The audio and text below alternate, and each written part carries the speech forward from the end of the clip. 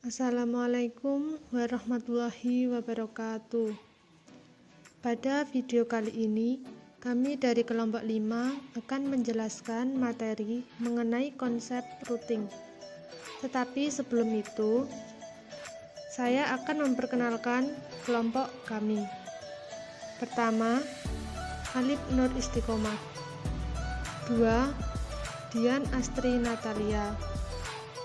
3, Gelar Wahyu Pertiwi.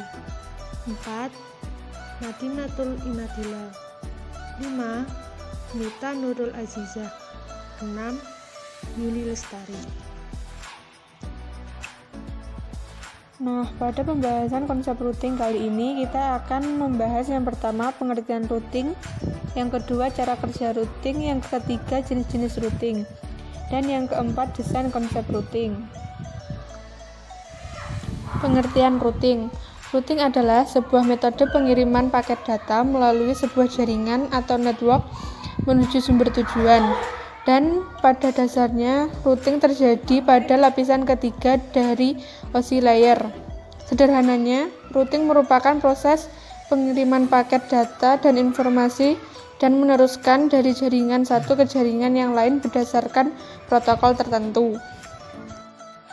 Cara kerja routing statik. Menurut cara kerjanya, routing statik dibagi menjadi 3 bagian, yaitu yang pertama, administrator jaringan yang mengkonfigurasi router. Yang kedua, router melakukan routing berdasarkan informasi dalam tabel routing. Yang terakhir, routing statik digunakan untuk melewatkan paket data seorang administrator dan harus menggunakan IP route secara manual untuk mengkonfigurasi router dengan routing statik.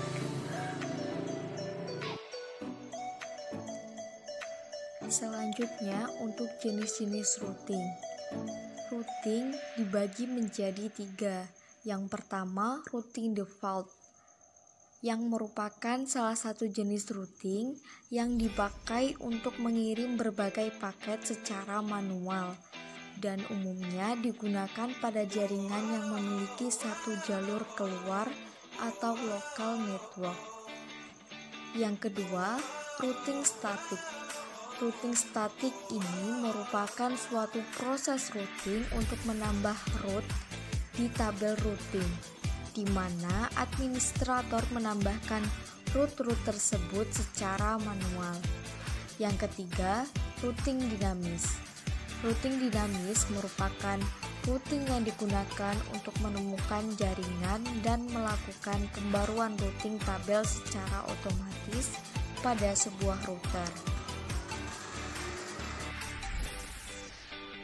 Konsep routing statik 4 router. Sebelumnya, kita konfigurasikan route pada masing-masing router. Pada router 1 akan ada 5 konfigurasi route, yaitu route dengan DST address 192.168.20.0 prefix 24, 192.168.30.0 prefix 24, 192.168.40.0 prefix 24, 30.30.30.0 prefix 30, dan 40.40.40.0 prefix 30. Dan semua route akan menggunakan gateway 20.20.20.2. Untuk router 2, kita akan membuat 4 route dengan DST address 192.168.10.0 prefix 24 dengan gateway 20.20.20.1 dan 192.168.30.0 prefix 24, 192.168.40.0 prefix 24 dan 40.40.40.0 prefix 30 dengan gateway 30.30.30.2.